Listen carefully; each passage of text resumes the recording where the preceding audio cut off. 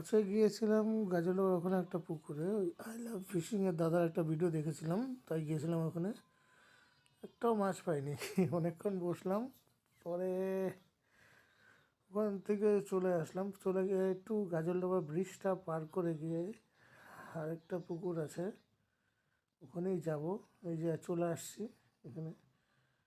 এইটা আছে গাজলডোবা ব্রিজটা পার করে একটু ভিতরেই আছে। এই পাশে রোড আছে, দু তিনটা পুকুর একসাথে আছে। তো এখানে ট্রাই করছি, দেখা যাক কি হয়।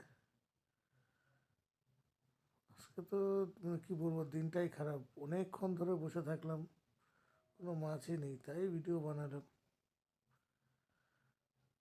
মাছ খেলছে, সব মাছ ভেসে বেড়াচ্ছে উপরে, খাচ্ছেই না। অনেক কিছু ট্রাই করলাম, কিন্তু হলোই না আজকে।